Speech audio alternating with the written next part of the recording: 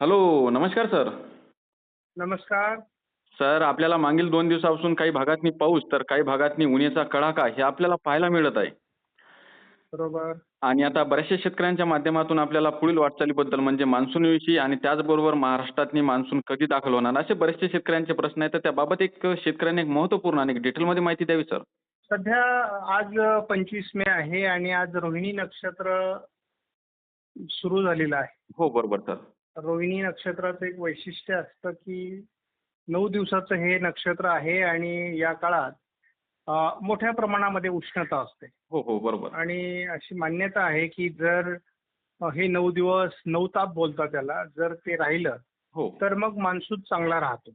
बरोबर. त्यामुळे साहजिकच पुढील 9 दिवस उष्णतेचे असणार आहेत हं. नैसर्गिक नियमाप्रमाणे. हं, हं, हं.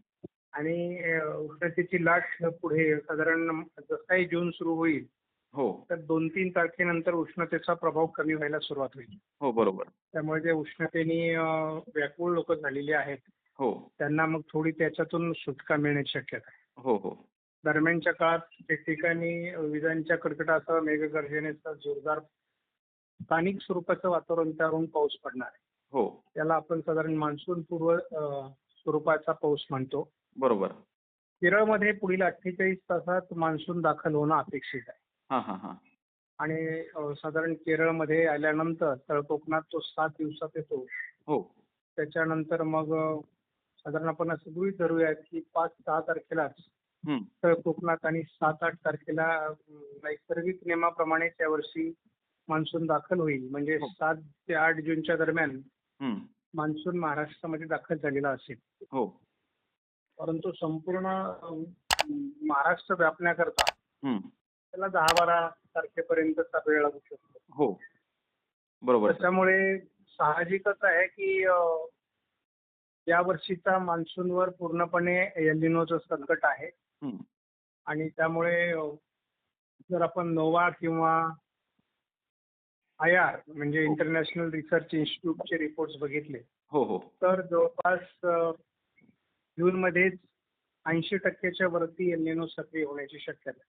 हां, हां, हां, हां. त्या पार्श्वभूमीवर जूनपासूनच पाऊस कमी व्हायला सुरुवात होईल हो.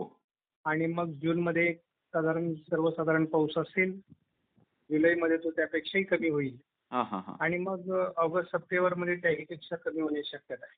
हो का? पण जर या दरम्यान हं, हं. आयोडी सक्रिय झाला हो, तर मात्र मान्सून सावरू शकतो हो. अशी एक बाजू आहे. त्याच्यानंतर MGO फॅक्टर किती मान्सूनला सपोर्ट करतो हं, हं. यावर देखील पावसाच्या बाबी अवलंबून असतील. बरोबर आहे सर. त्यामुळे मान्सून जसाही महाराष्ट्रात येईल 100 मिलीमीटर पाऊस झाल्याशिवाय हं. शेतकऱ्यांनी पेरणी करू नये. हं, हं. शिवाय धूळ पेरणी यावर्षी टाळली पाहिजे. हो, बरोबर. कारण निश्चित स्वरूपात कधी पाऊस येईल याच्या कुठल्याही तारखा किंवा कुठल्याही डेट्स फिक्स नाहीत. हो, त्यामुळं आपली धूळ पेरणी फेल जाऊ नये बरोबर. किंवा पुन्हा आपण ज्याला पुनर्पेरणीचा वेळ शेतकऱ्यांवर येऊ नये यासाठी दुबार पेरणीचं संकट टाळायचं असेल हो, तर शेतकऱ्यांनी थोडं करतानाच पेरणी काळजीपूर्वक करावी. कारण बियाणे आणि खतांचं फार मोठं नुकसान होतं. बरोबर आहे. शिवाय यावर्षी शेतांमध्ये खतांमध्ये पेरणीमध्ये रासायनिक खतं कमी वापरायची. हं, हं, हं. कारण पाऊस कमी असल्यामुळे माल जर जळून जाणार कारण आपण जर रासायनिक खतं जास्त वापरली तर. हो, हो, बरोबर. त्यामुळे जर पाऊस कमी असेल तर रासायनिक कमीत कमी खतांचा वापर करावा. तणनाशकं वापरावीत परंतु तीही फार जहाल वापरू नये.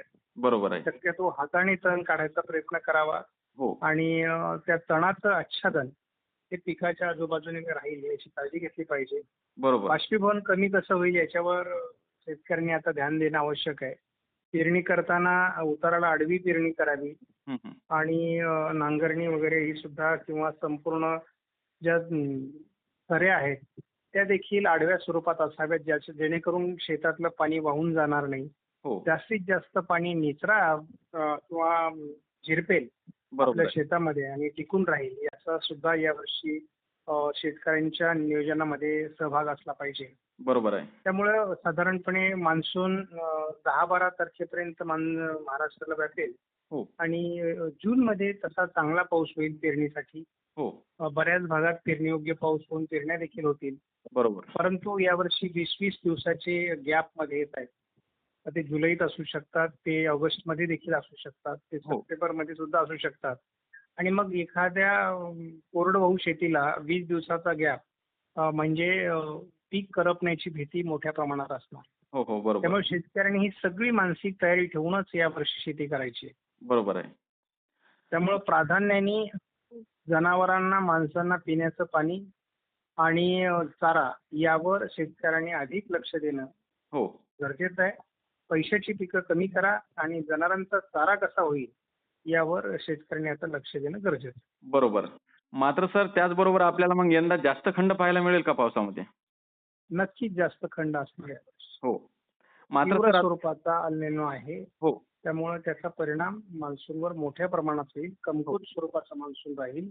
बरोबर. मात्र सर येत्या 48 तासात मान्सून केरळमध्ये दाखल होणार का? नक्की होणार. हो. आणि सर त्याचबरोबर मग मान्सून महाराष्ट्रामध्ये येण्यासाठी काही अडथळा वगैरे लागण्याची शक्यता आहे का? असा काही विशेष अडथळा नाहीये. उलट जर केरळच्या दरम्यान एखादं कमी दाबाचं क्षेत्र विकसित झालं, हो. तर मान्सून आणखी गतिमान पद्धतीने मुंबईकडे येईल असं हो. दिसतंय. हो, हो, हो. मात्र सर आता आपल्याला महाराष्ट्रात मग पाऊस कधी पाहायला मिळेल चांगला? समजा जे काही भाग सुटलेले आहे. आता बऱ्याचशा भागामध्ये आपण मागील 2 दिवसापूर्वी बघितलं की पाऊस झालेला आहे. परंतु विदर्भातले बरेचसे भाग सुटलेले आहेत. तर विदर्भातनी आणि मराठवाड्यातनी अशा बऱ्याचशा भागातनी पाऊस कधी पाहायला मिळेल आपल्याला संपूर्ण राज्यामध्ये? मान्सून 7 नंतर साधारण महाराष्ट्रात सक्रिय होईल हो. आणि मग तो हळूहळू 10-12 तारखेपर्यंत व्यापेल महाराष्ट्र हां, हां. आणि तो व्यापेल म्हणजेच पाऊस होईल त्या भागामध्ये. हो, हो, हो. बरोबर आहे. मात्र सर पुढील 3 ते 4 दिवसाची कंडिशन कशी राहणार आता? सध्या पाऊस कमी राहील. हो का? ठिकठिकाणी स्थानिक वातावरण तयार होऊन किरकोळ पाऊस पडेल. हां, हां, हां, हां. मात्र शेतकऱ्यांची काही कामे राहिली असेल तर शेतकऱ्यांनी शेतीची कामे आटपून घ्यायला पाहिजे पुढील 3 ते हो, 4 शेतीची दिवसामध्ये. कामं उरकून घ्यावीत. थोडा आता पश्चिम महाराष्ट्र, घाटमाथा, नाशिक पूर्व भाग, हो. अहिल्यानगर पश्चिम, पुणे किंवा कोकणातही थोड्याफार पावसाच्या सरी येऊ शकतात. परंतु हो. अजून तसं अनुकूल वातावरण नाहीये. बरोबर. परंतु त्यामुळे आता सध्या फार पावसाचा कारण रोहिणी नक्षत्र हो. हे उष्णतेचं असतं, कमी पावसाचं असतं. बरोबर. त्याच्यामुळे या काळात फार पाऊस नाही पडत. हो, हो, हो. बरोबर आहे. मात्र शेतकऱ्यांची कामे राहिली असतील तर शेतकऱ्यांनी करून घ्यायला पाहिजे. कारण की आपण बऱ्याचशा भागात बघत आहोत की काही शेतकऱ्यांची वाईक सुद्धा करायची राहिलेली आहे. तर ज्यांचे काही कामे हो, राहिली असतील त्यांनी लवकरात लवकर आटपून शेतीची कामेला सुरुवात करायला पाहिजे बाकीचे जे कामे राहिलेले आहेत ते. बरोबर. हो. नक्कीच सर तुम्ही शेतकऱ्यांना एक महत्त्वपूर्ण आणि डिटेलमध्ये माहिती दिल्याबद्दल धन्यवाद सर. धन्यवाद.